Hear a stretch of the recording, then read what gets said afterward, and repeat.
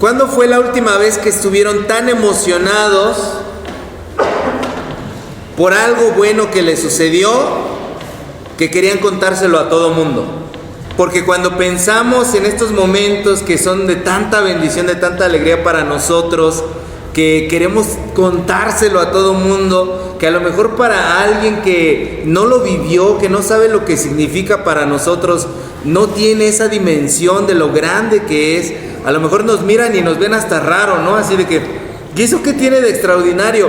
Pero comprenden que es extraordinario porque en nuestro rostro ven reflejada esa alegría, en nuestro rostro ven reflejada ese gozo de las cosas tan maravillosas que Dios hace dentro de nuestras vidas.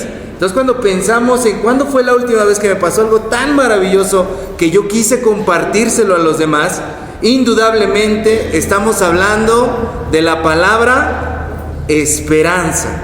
La esperanza es contagiosa, que es el tema del día de hoy.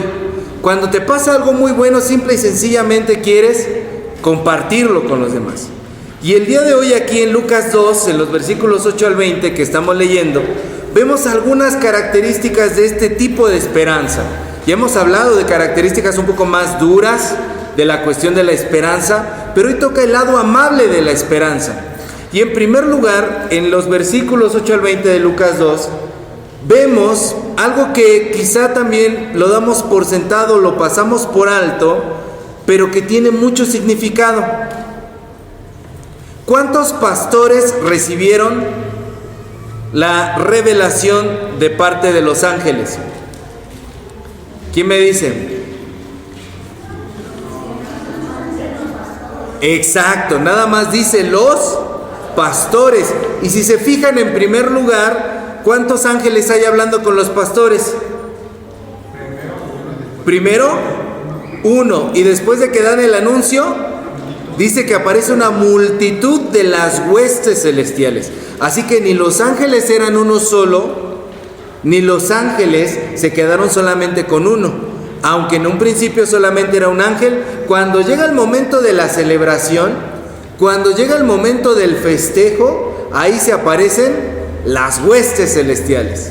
Y entonces ya no nada más está un solo ángel y unos poquitos pastores, sino son varios pastores y muchísimos ángeles. Eso quiere decir que en primer lugar, la esperanza siempre se vive en comunidad. La esperanza siempre la vivimos en comunidad. Si ese anuncio, hermanos, hubiera sido dado solamente a una persona, el anuncio no hubiera sobrevivido. Era necesario que se pudiera dar a un grupo de personas para que el anuncio de esperanza pudiera sobrevivir. Y es lo que pasa cuando nosotros estamos aquí en la congregación, ¿no? Ahorita, los que llegaron tempranito a la noche invernal y que vieron que éramos bien poquitos, ¿qué pensaron? Dijeron, uy, ¿a qué vine? Ni hubiera venido. Yo creo vine a la peor noche invernal el día de hoy, porque éramos menos de 10 que estábamos aquí. Y a veces uno cuando ve poquitas personas, ¿qué es lo que nos pasa? Nos sentimos tristes, ¿no? Nos sentimos medio desanimados. Y a veces llegamos a la iglesia y decimos, como que no estuvo bonito el culto del día de hoy. Y no es que haya estado, no haya estado bonito. ¿Sabe qué fue lo que pasó? Estaba vacío. Porque ese mismo culto, en la compañía de más personas, se siente diferente. ¿A poco no estas noches invernales las hemos sentido diferentes que otros años? 2, 3 años hacia atrás, ¿verdad que las noches estuvieron medio que vacías, que todavía se componían el año pasado y el anterior, que apenas hubo como noches invernales? Y este año hay más gente. Este año se siente que hay más personas. Y eso llena de alegría nuestro corazón. Es decir, los ángeles y Dios mandando ese aviso a través de los ángeles, sabían que tenían que, para hacer una verdadera transformación, poder compartir el mensaje con muchos, para que no se quedara solamente en una persona. Y eso es algo de lo cual los salmos nos hablan también. A ver, por favor, vamos a buscar en la Biblia, Salmo 34. Salmo capítulo 34, versículo 3. ¿Ya lo tiene? Vamos a leer juntos, dice: engrandeced a Jehová conmigo y exaltemos a una su nombre. Vamos a engrandecer al Señor todos juntos. Vamos a hacerlo todos juntos, porque si echamos montón, hermanos, para la celebración es más grande y se siente más bonito. Y de eso yo no tengo nada que contarle a los nextlalpenses, ¿verdad? Los nextlalpenses son buenos para la pachanga. Los nextlalpenses son buenos para la fiesta.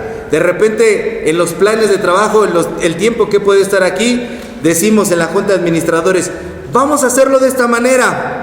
Y nunca falta el hermano o la hermana: no, pastor, hay que hacerlo más en grande, hay que hacerlo más allá, hay que llevarlo para acá, hay que llevarlo para allá. ¿Por qué? Porque entre más seamos, es más grande la celebración, es más grande la alegría. Entre más seamos, es más grande la esperanza. La esperanza nos permite tener conexiones más profundas como seres humanos, porque fortalece a los pueblos. Por ejemplo, hay alguna anécdota que decían de las personas que estaban en los campos de concentración de los nazis.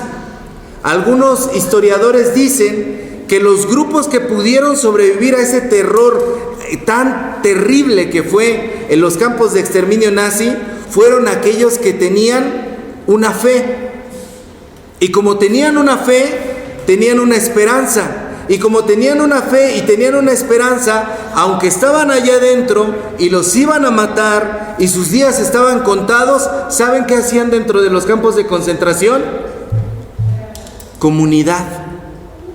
Se juntaban, se apoyaban los unos a los otros y eran los que resistían mejor los embates del horror de lo que significó el nazismo en esas épocas. Es decir, hermanos, aunque estemos en un mundo lleno de podredumbre, nuestras iglesias tienen un propósito. Yo recuerdo que cuando inició la pandemia, se clasificaron las actividades por niveles de importancia. No sé si usted recuerda eso. Y que de acuerdo a eso se pusieron los cierres o reactivaciones de los lugares. Y dijeron: los centros de culto son lugares que no tienen relevancia, van hasta abajo en la lista de importancia. ¿Por qué? Porque no generan actividad económica como lo podría ser una industria, como lo podría ser las fábricas, como lo podría ser la ganadería, la agricultura. Y nos dejaron hasta abajo. ¿Sabe qué significa eso?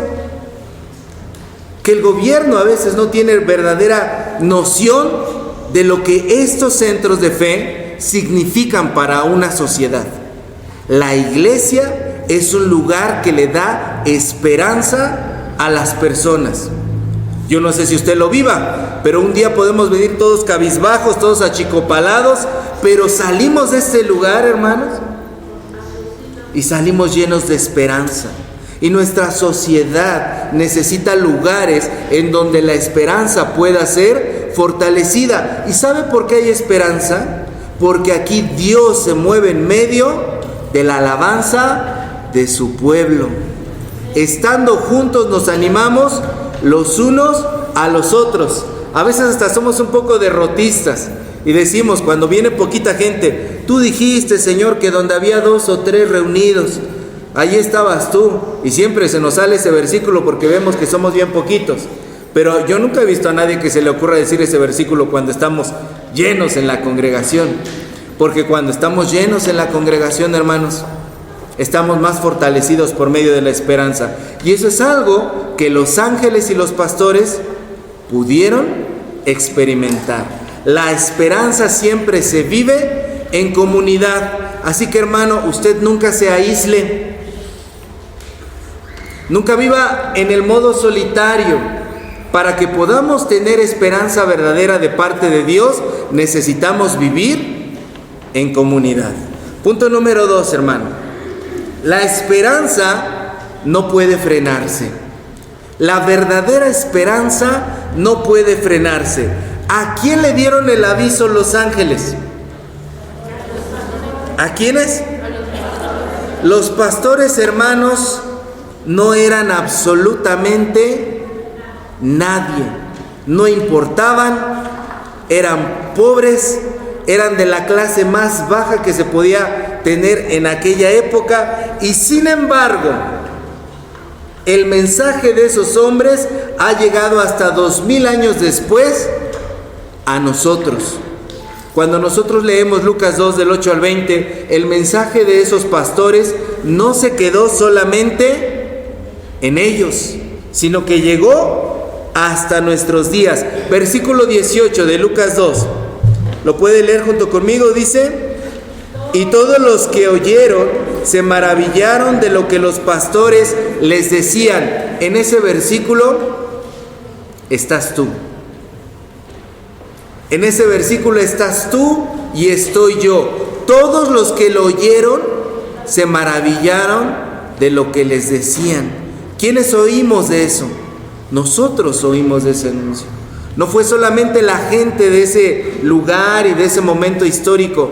Nosotros hemos oído del mensaje de los pastores. Y esto es muy increíble porque quiere decir que la esperanza no tiene barreras socioeconómicas. Si a mí me dejaran la labor de poder difundir una noticia de esta naturaleza hoy en día, ¿a quién elegiría yo para poder difundir esta noticia? Si a usted le dijeran, hermana, hermano, te toca hoy repartir esta noticia a todo el mundo, ¿a quiénes serían a los primeros que se los harías oír? Para que se difundiera a la gente, para que se difunda, lo tienes que decir a la gente en un estrato social alto.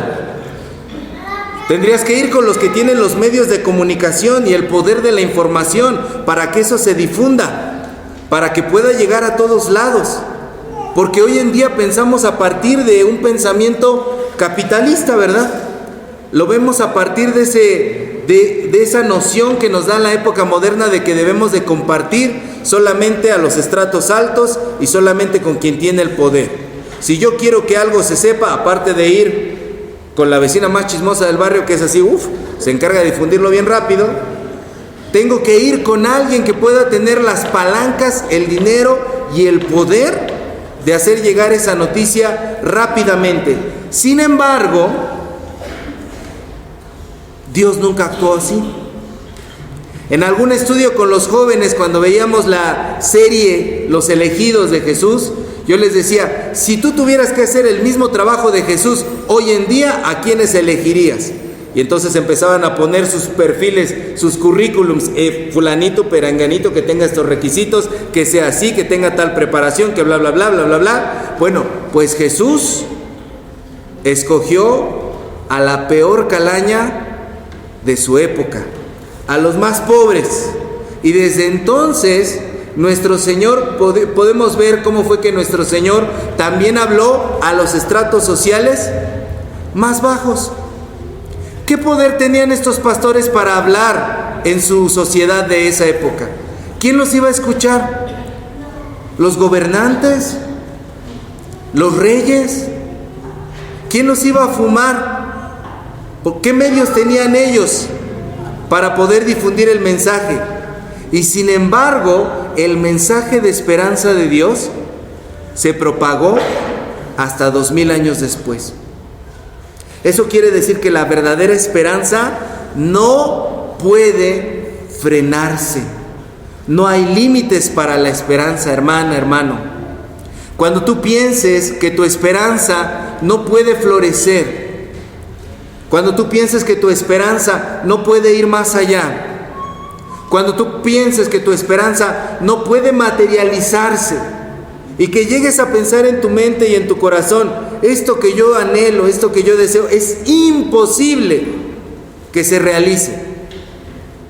Es imposible que me dejen el terreno a pagos. Es imposible que a mi hermano se le quite el cáncer.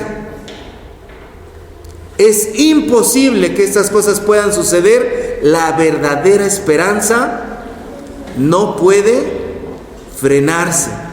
Y por eso a los cristianos nos llaman los loquitos, porque creemos en lo ilógico, creemos en lo que va a contracorriente de lo que nos dice lo que está sucediendo ante nuestros ojos.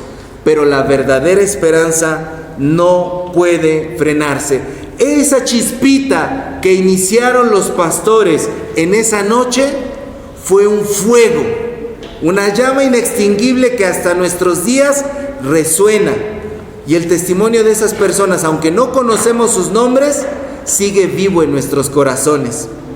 Es más, las personas hasta los han inmortalizado, ¿no?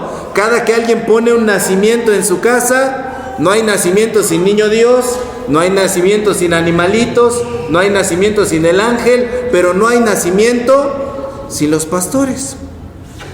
Porque los pastores han quedado inmortalizados como los mensajeros de Dios. Por lo tanto, tú nunca te puedes sentir pequeño en lo que tú hagas en la obra de Dios.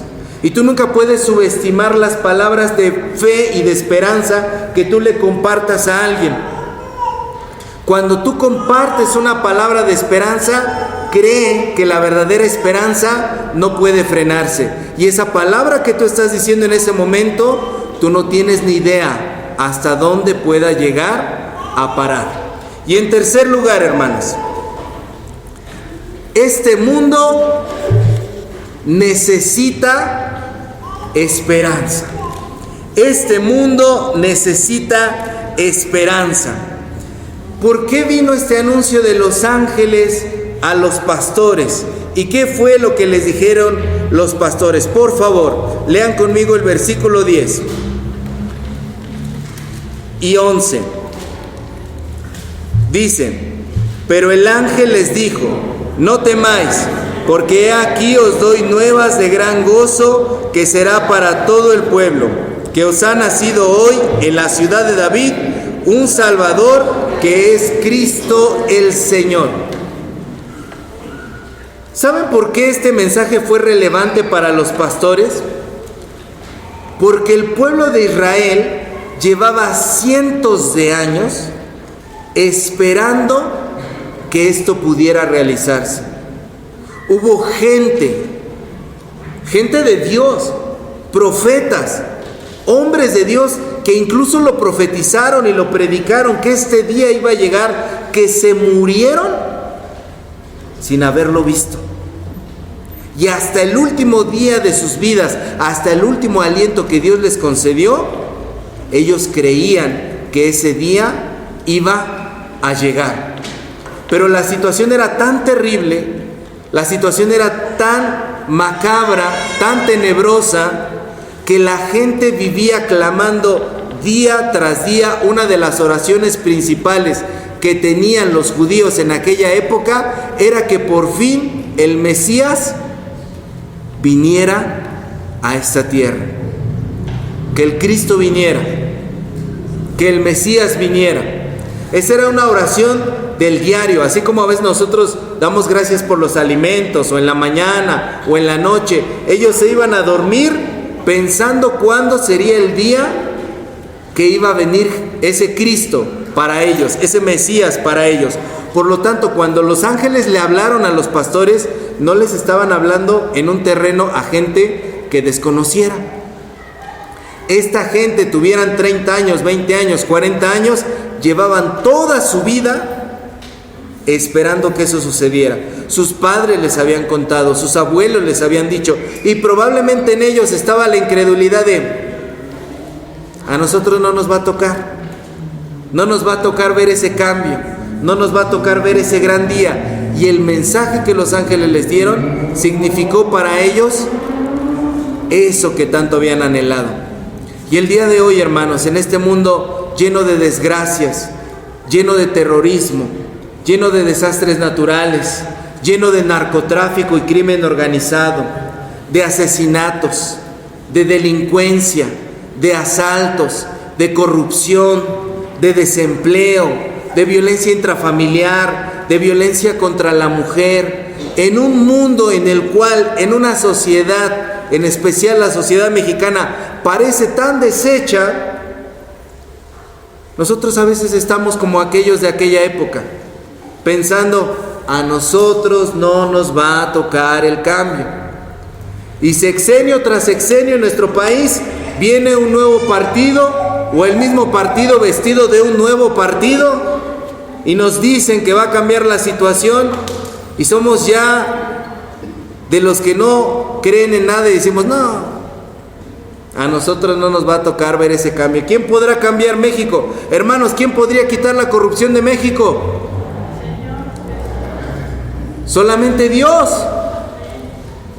Nosotros no podemos perder la esperanza, porque este mundo necesita esperanza. Este México necesita esperanza. Nextlalpan necesita esperanza. Tu calle, tu familia necesita esperanza. Por lo tanto, nosotros no podemos perder la esperanza, hermanos. Nosotros tenemos que compartir esperanza con los demás y tenemos que preocuparnos por los demás. ¿Sabe por qué? Porque una de las características de que la esperanza sea contagiosa es que la esperanza no es egoísta. Y así lo dice la palabra, que debemos preocuparnos unos por otros. Por favor, acompáñame a leer Filipenses, la carta a los Filipenses, capítulo 2, versículos 3 y 4.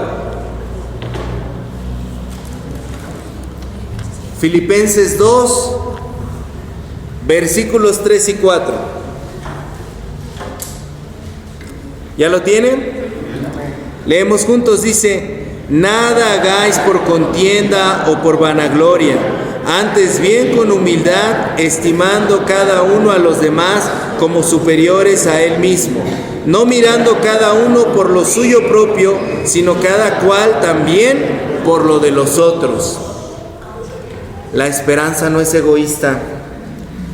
A veces en este mundo nos venden la cuestión de que la esperanza es lo que yo sueño, lo que yo anhelo, que se cumplan mis deseos. Pero la esperanza, dice la palabra de Dios, no miren nada más por lo suyo, miren también por lo de los otros. Y ahí es donde algunos de nosotros decimos, estaré yo tarugo para ver por lo de los otros. Si a mí lo que me importa es lo mío, si me preocupo por los demás, el que salgo perdiendo soy yo. Pero cuando el otro está bien, yo estoy bien. Cuando mis prójimos están bien, yo estoy bien. Cuando mis semejantes están bien, yo estoy bien.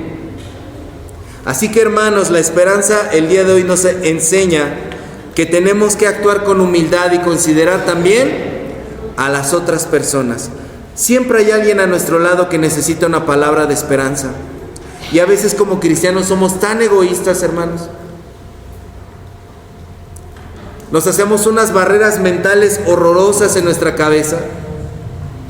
Es que yo no sé predicar. Yo a ese comentario tengo dos respuestas. No sabes predicar, has desperdiciado tu vida como cristiano. ¿Qué has estado haciendo toda la vida?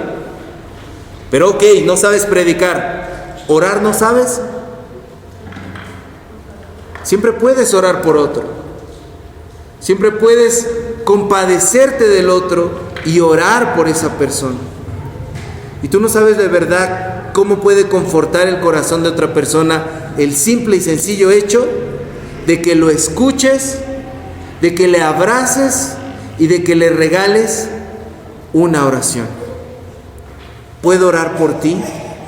Y mira, hermano, a veces quisiéramos tener los recursos materiales, físicos, para poder solucionar el hambre del mundo entero, la necesidad del mundo entero. No los tenemos. No está en nuestras manos poder hacer eso. Pero yo puedo ir con esa persona que me ha contado su desgracia y decirle, ¿me permites orar por ti? Voy a pedir a Dios por esto. Y tal vez no le solucionaste su tragedia, tal vez no le solucionaste su problema, pero lo que hiciste en su interior en ese momento no tiene precio. No tiene precio. Porque la persona que recibe una oración, ¿sabes lo que hace la oración en el corazón de la persona? Lo empodera, le da esperanza, le da alegría, le ayuda a ver la realidad de otra forma, lo levanta. Ese amor que quizá él no estaba recibiendo de ningún otro lado, lo recibió a través de tus palabras en tu oración. Ese ánimo que él no estaba viendo por ningún otro lado, lo recibió a través de tus palabras de oración. Y todos los que han podido orar por alguien que está pasando por un problema lo podrán testificar. Porque esas personas nos dicen, es que ese día que oraste por mí, sentí algo. No sabes la paz que experimenté. No sabes cómo a partir de ese momento comenzaron a cambiar las cosas. Porque a veces lo único que necesitamos dentro de nuestro corazón es un cambio de chip.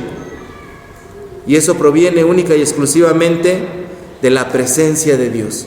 Por lo tanto, hermano, comparte esperanza, porque no se te olvide que este mundo necesita esperanza.